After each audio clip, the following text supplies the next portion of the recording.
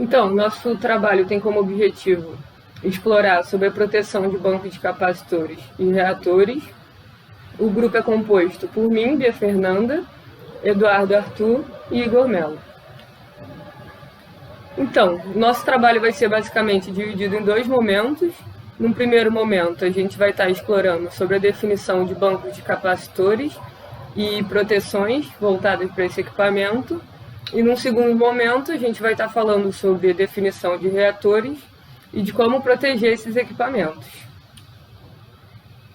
Primeiro, então, explorando sobre o banco de capacitores. O que é um banco de capacitor, né? Um banco de capacitor ele nada mais é do que a associação de diversos capacitores em série ou paralelo, né, dependendo do projeto, e que normalmente eles são usados para correção do fator de potência ou para compensação da energia reativa do sistema.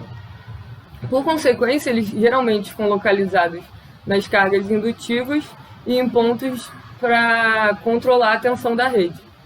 Aqui, então, a gente tem um banco de capacitor com várias unidades. Aqui, então, olhando essa unidade mais perto, é a unidade de um banco de capacitor, que em cima tem a bucha. Olhando mais a fundo ainda, a gente tem aqui as unidades capacitiva, que é composta por elementos capacitivos dispostos em paralelo ou série, conforme mencionado, dentro de um gabinete.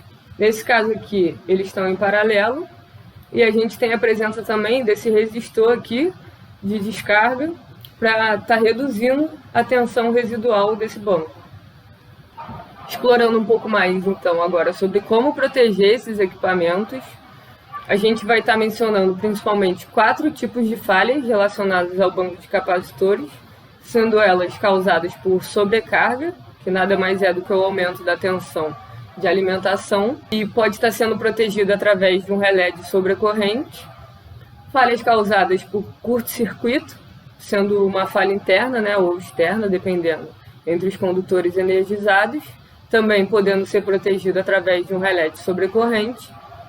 Falha de quadro, que é uma falha interna entre os componentes do capacitor ativo e da estrutura criada pelo gabinete. Falha nos componentes do banco capacitivo. Esse banco ele pode ter ou não uma proteção interna. Se ele não tiver essa proteção interna, quando a gente tiver uma falha em algum componente capacitivo, as capacitâncias individuais com fio em paralelo elas vão ser desviadas pela unidade defeituosa.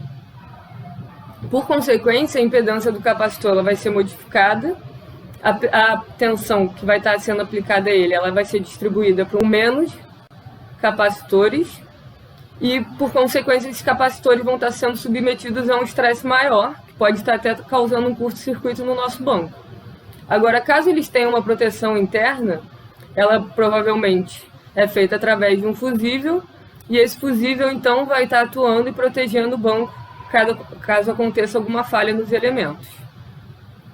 Para explorar um pouco mais sobre essa proteção, a gente vai estar usando como exemplo o relé digital de proteção de bancos de capacitores da CEL 487V, no qual ele faz o monitoramento e o controle de banco de capacitores. É usado tanto para estrela simples, aterrado e não aterrado.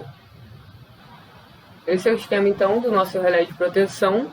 A gente vai estar dividindo esse esquema em dois momentos. No primeiro momento, a gente vai estar explorando a função diferencial de tensão, que ela vai estar sendo usada para detectar a variação da impedância do banco de capacitores devido à perda de algum elemento, caso haja, né? Aqui, então, a gente tem essa função mais detalhada. Em destaque, a função diferencial de tensão de fase, que é a função 87, que vai estar operando quando a diferença da corrente de entrada em relação à corrente de saída ultrapassar um valor pré-estabelecido. No caso, tudo que vai estar sendo protegido vai estar entre esses terminais desse relé. Ele não vai estar atuando em relação a faltas fora da zona de proteção. Junto dele, a gente tem a função 27, de subtensão de fase, que vai estar atuando quando a tensão de entrada ela for menor do que um valor pré-estabelecido. Esses valores eles estão sendo aquisitados através desses TPs. Junto dela, a gente tem a função 59, de sobretensão de fase, sequência negativa relacionadas ao tráfego, que vão estar atuando quando a tensão do sistema ultrapassa um valor pré-estabelecido. A gente tem, junto dela, a função 81, para monitorar a frequência, que está atuando através de uma referência de frequência. A função 32, que vai estar monitorando a potência desse sistema, que é a função direcional de potência. Através dos dados conectados desse TC aqui, então, a gente vai ter a função 37, que vai estar analisando a subcorrente do sistema, a função 67, direcional de sobrecorrente de fase, terra e sequência negativa, nesse caso, que vão ser relés que vão estar operando quando o valor da corrente do curto ultrapassa um valor pré-determinado e na direção pré-estabelecida, também determinada. Os queridinhos, né, função 50 e 51, que no nosso caso, nossa função 50, proteção de sobrecorrente instantânea, e nossa função 51 de sobrecorrente temporizada, nesse caso aqui, protegendo em relação à fase terra e sequência negativa, e esse 50 aqui, protegendo em relação aos flashover, e por último a função 46, que vai estar monitorando o desequilíbrio de corrente. E nesse segundo momento aqui, nessa imagem aqui de baixo, a gente vai ter a função de desequilíbrio, também no nosso monitoramento, que vai estar detectando os elementos do capacitor que estão com defeito, nesse caso. A função de desequilíbrio, conforme mencionado, ela vai estar detectando os capacitores com falha. A fase e a direção da falha, elas são baseadas no ângulo da corrente de desequilíbrio em relação à corrente de sequência positiva. Ou seja, por meio de todas essas funções integradas em um só relé, a gente consegue estar protegendo o nosso banco de capacitores de diversos tipos de falha, como sobrecorrente, sobretensão, frequência, além daquelas que já foram mencionadas anteriormente. Agora abordaremos o reator. Reatores são elementos constituídos de um conjunto de bobinas enroladas em um núcleo de ferro de silício, podendo essas bobinas serem imersas no ar ou no óleo. Esse último é o melhor caso para seu isolamento, pois o óleo possui melhor permeabilidade elétrica. Os reatores têm uma resistência mínima, e eles são projetados de forma a se comportar como um indutor. Também há vantagens em usar reatores monofásicos e não trifásicos para grande porte, pois se dá um problema em um desses reatores monofásicos, é mais fácil, economicamente e logisticamente, substituí-lo do que substituir um reator trifásico inteiro. No slide seguinte, a gente vai abordar o efeito Ferrante, que é um dos motivos da gente usar reatores nas linhas de transmissão. Geralmente, esse efeito ocorre por linhas de transmissão que estão operando a vazio ou com carga reduzida, o que normalmente ocorre no período da madrugada.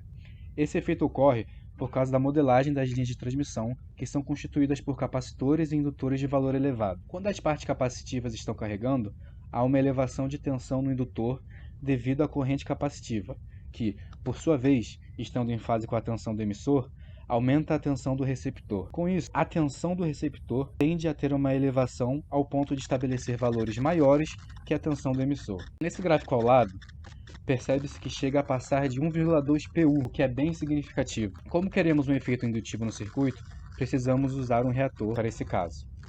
No slide seguinte, vemos, nessa figura, observamos que essa compensação procura principalmente neutralizar o efeito Ferrante, ligando-se no início da linha ou no meio esses reatores. Com isso, as tensões nas extremidades são mantidas no valor desejado. No slide seguinte, demonstra que os reatores shunt possuem dois tipos: reator de núcleo de ar, ou também conhecido como reator a seco, e reator de núcleo ferromagnético imerso a óleo. Ambos serão abordados a seguir. No próximo slide, abordamos as vantagens no uso de reatores a núcleo de ar, também chamados de tipo seco. Comparados aos imersos em óleo, são os custos operacionais iniciais mais baixos, menor tamanho, menores perdas, ausência de óleo isolante e manutenção mais simples. Por outro lado, esse tipo de reator a ar geralmente não é utilizado em sistemas com tensão muito elevadas, maiores do que 138 kV. Como o núcleo não é constituído de ferro, não há corrente de magnetização quando o reator é energizado. O esquema do reator do tipo seco do núcleo A é em Y sem aterramento, conectado à impedância de aterramento do terciário do transformador de potência. No próximo slide, observamos os tipos de proteção do reator do núcleo de ar, sendo elas proteção de sobrecorrente, proteção diferencial e de sequência negativa. Essa figura abaixo mostra os tipos de falta e os tipos de proteção usadas em cada caso para o reator a ar. A proteção de sobrecorrente é feita indiretamente pelo relé função 59, quando ocorre um efeito na Terra e ele vai atuar num cenário de sobretensão. Então, usamos essa função 59 que detecta uma sobretensão quando ocorre defeito no aterramento. Nas faltas entre fases, usamos as funções 87, 50 e 51 conjuntamente e a função 46. Quando a falta é entre espiras, é usado um desbalanço de tensão com compensação. No slide seguinte, observamos o esquema trifilar demonstrando a proteção do reator ao ar e o uso da função 59 para isso, como anteriormente mencionado. Bom, agora a gente vai falar sobre os tipos de proteções dos reatores de derivação ou shunt, né? Dentre os principais tipos, nós temos a proteção intrínseca, que é a proteção que já vem implantada de fábrica, né, pré-estabelecida pelo fabricante. Temos a proteção unitária ou restrita, que é a proteção que possui a função diferencial 87R para cada fase e restrição de correntes em rush, né, que são as correntes de magnetização. E temos o terceiro tipo, que é a proteção gradativa ou irrestrita. Essa proteção gradativa, ela detecta surtos de corrente de fase e terra e possui características de função de sobrecorrente e função diferencial. Bom, agora a gente vai falar sobre as classificações, né, os níveis principais em relação à cobertura da área a ser protegida. A gente tem a proteção principal, que, como o próprio nome diz, é a que, né, é mais importante, que cobre a maior área, né, em relação à zona de proteção. Caso essa proteção principal falhe, nós temos a proteção de retaguarda, que, como o próprio nome diz, fica ali na retaguarda para suprir a necessidade de caso uma eventual falha na proteção principal aconteça. E temos o terceiro tipo, que é a proteção auxiliar, que auxilia as proteções principais e retaguarda quando existe uma falha nas outras duas, né, a principal e a retaguarda. A gente vai falar agora um pouco sobre, já que a gente comentou, né, sobre as proteções intrínsecas, que são aquelas que já vêm configuradas de fábrica, de acordo com as normas, né, do Operador Nacional do Sistema Elétrico, ONS, da Agência Nacional de Energia Elétrica, ANEEL, existem alguns dispositivos que compõem, né, o que a gente chama de proteções intrínsecas. E a gente aqui colocou três tipos de relés, né, o relé detector de gás, o relé de temperatura de óleo e o relé de temperatura de enrolamento. Esses dispositivos são o que a gente chama de proteção intrínseca, onde o fabricante coloca já, né, esse tipo de proteção caso ocorra alguma falha. Falando agora sobre a proteção diferencial. A proteção diferencial, ela tem que ser basicamente sensível aos defeitos internos do equipamento, né, para ter a proteção.